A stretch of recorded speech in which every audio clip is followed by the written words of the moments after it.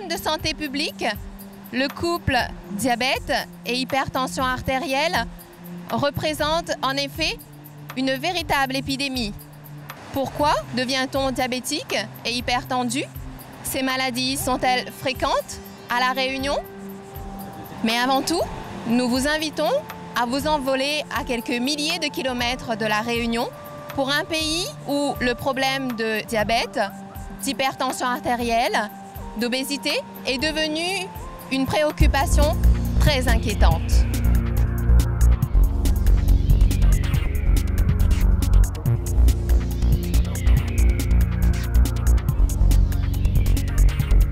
Un milliard, c'est le nombre de personnes hypertendues dans le monde et ce chiffre ne cesse d'augmenter.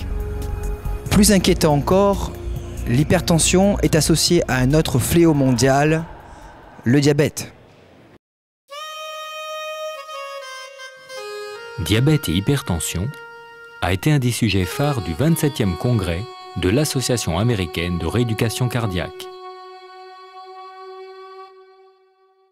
Les orateurs ont rappelé que 80% des diabétiques ont une hypertension et que dans la majorité des cas, c'est l'hypertension qui précède le diabète. Les spécialistes ont souligné que c'est le surpoids et l'obésité qui sont le plus souvent à l'origine de l'hypertension et du diabète. Vous savez, le diabète et l'obésité, c'est vraiment un problème dramatique aux États-Unis. Aujourd'hui, au Texas, on va même dans les écoles pour prévenir l'obésité chez les enfants.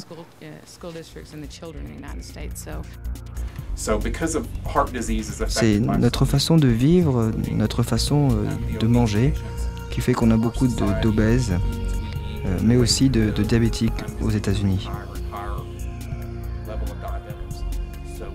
Notre alimentation est très mauvaise, avec beaucoup de graisse, beaucoup de friture.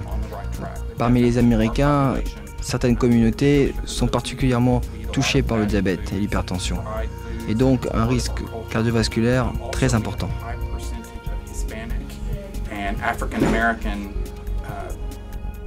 Le diabète est au départ une maladie silencieuse, tout comme l'hypertension artérielle, que les Américains nomment le silent killer, ou tueur silencieux. Insidieusement, année après année, ces maladies, si elles ne sont pas détectées et traitées, provoquent des lésions graves au niveau de la paroi des artères. Les artères perdent leur élasticité et deviennent rigides. Des plaques d'athérome se forment, les artères se bouchent. L'île de la Réunion était représentée au cours de ce congrès international. Un cardiologue de Saint-Denis a présenté une étude sur l'élasticité artérielle chez les diabétiques. Nous avons mesuré l'élasticité artérielle de patients diabétiques par un appareil qui s'appelle un tonomètre. Et nous avons montré dans cette étude que l'élasticité artérielle était considérablement améliorée après un programme de rééducation cardiaque. Sébastien, c'est vous qui avez réalisé ce reportage aux États-Unis. Les problèmes des Américains en matière de diabète, d'hypertension artérielle et d'obésité sont-elles comparables sur notre île? Oui, tout à fait Sabrina. Le diabète est très important à l'île de la Réunion, 3 fois plus qu'en métropole, de même que l'hypertension et l'obésité qui touchent de plus en plus les jeunes.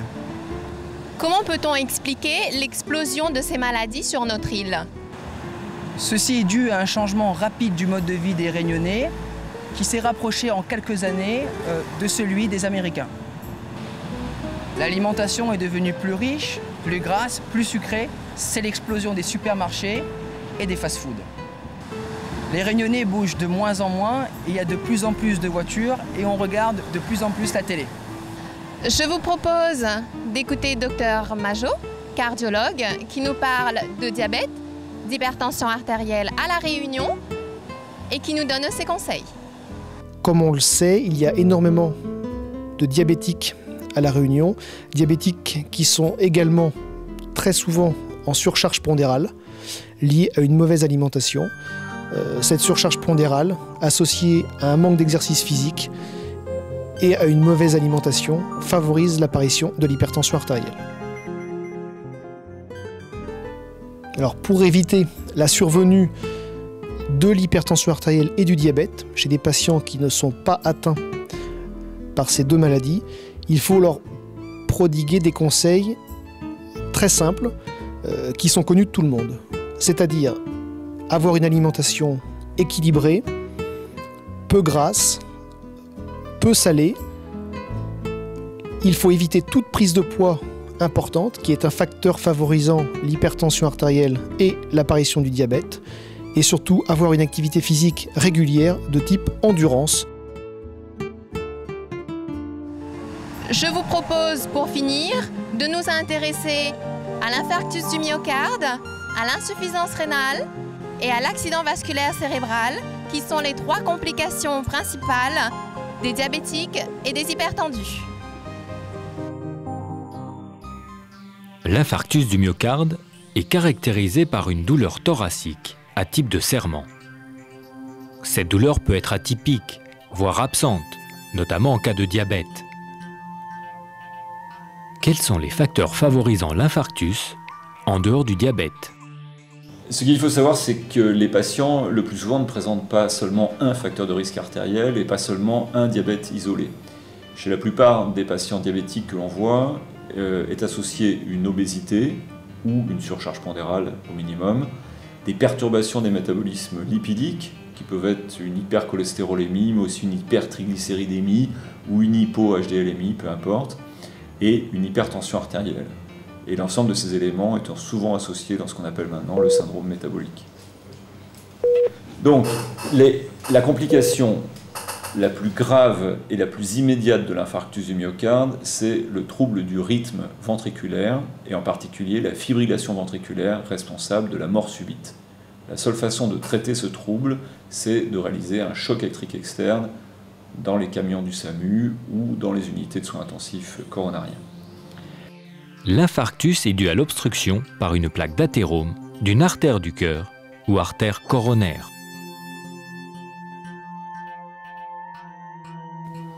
La dilatation, avec mise en place d'un stent, permet en urgence de déboucher l'artère.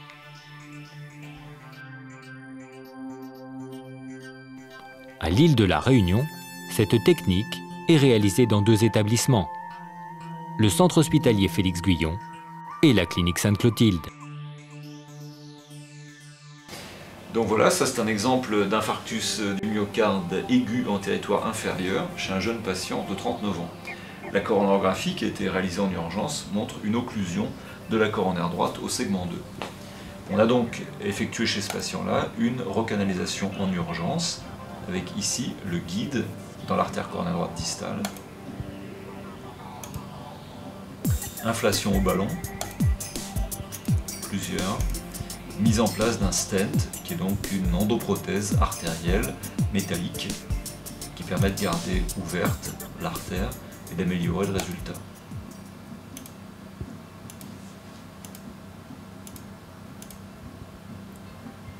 Et voilà donc le résultat final, avec une artère coronaire droite dominante, de gros calibre, environ 3 mm, qui est rouverte avec un flux satisfaisant, jusque dans les branches distales, rétroventriculaires et IVP. Donc ça c'est un exemple de traitement de l'infarctus du myocarde à la phase aiguë par la cardiologie interventionnelle, ce qu'on appelle l'angioplastie primaire.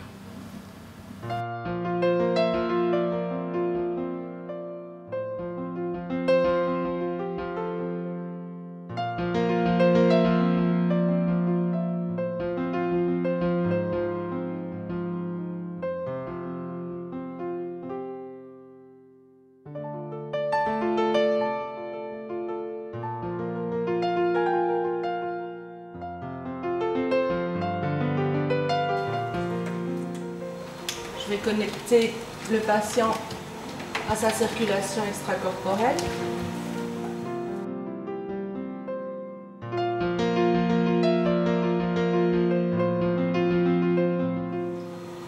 Le sang arrive au niveau du rein, c'est ici que vont se dérouler les échanges, c'est ici que le sang va être épuré. On voit le décompte du temps, la perte de poids horaire, Et au fil du temps, au fil de la dialyse, la perte de poids totale. Et le débit.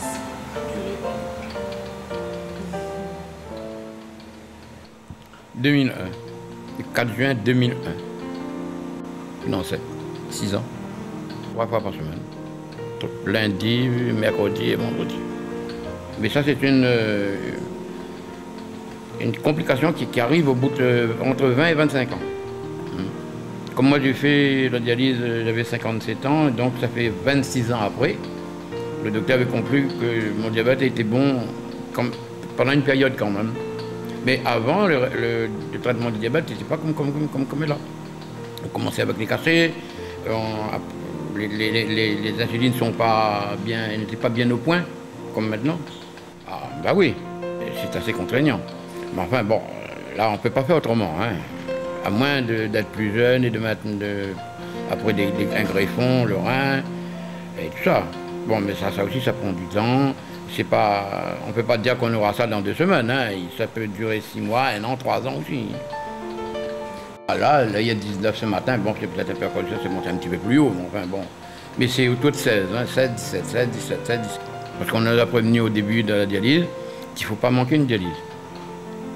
D'abord, il faut faire attention à ce qu'on mange, ce qu'on boit, et tout ça, et donc, en même temps, il faut faire attention de ne pas louper une, quoi.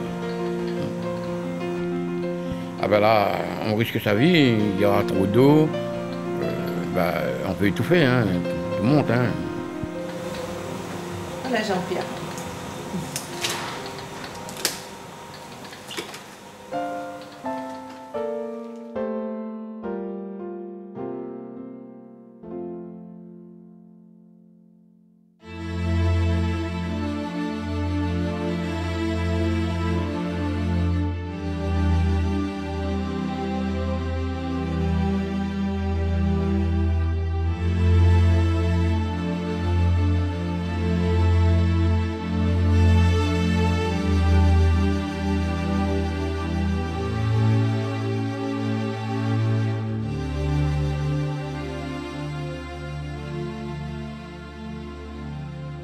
Comment ça va, monsieur Libaye, aujourd'hui?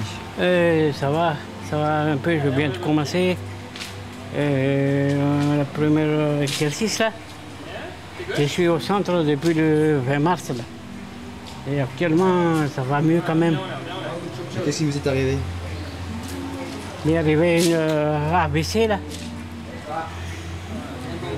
Une AVC et j'ai mis plaisir dans mon pied gauche et le bras gauche. Comment ça se passe dans la vie de tous les jours, hein? Alors actuellement, je me sens mieux depuis que je suis au centre. Et ça fait 1 mois et demi que je suis là. Seulement, il faut suivre l'exercice avec un bon courage.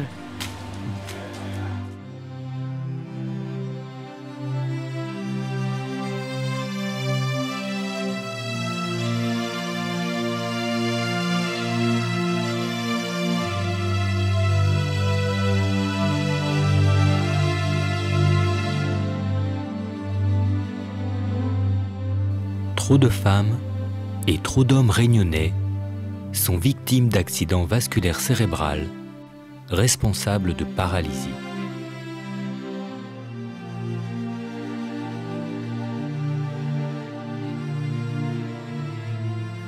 Bien souvent diabétiques et hypertendus, ces 2 maladies étaient insuffisamment prises en charge.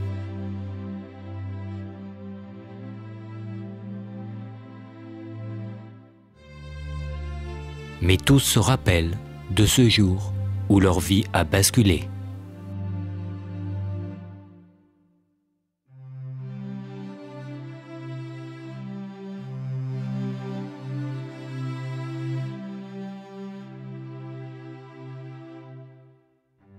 Les résultats de la recherche pharmaceutique permettent chaque année d'améliorer l'efficacité des traitements antihypertensifs et des traitements par insuline.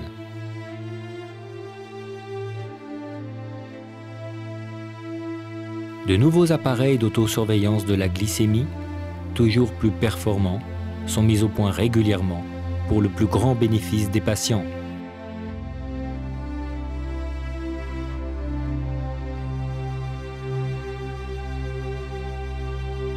Mais ce bénéfice ne peut être obtenu que si chaque patient lui-même œuvre pour l'amélioration de son état de santé. Envisager un mode de vie basé sur une alimentation équilibrée et un exercice physique régulier, et bien sûr prendre régulièrement et scrupuleusement ses médicaments. En accord avec son médecin, le patient se fixera des objectifs réalistes, simples et réalisables, garants d'une amélioration de sa qualité de vie.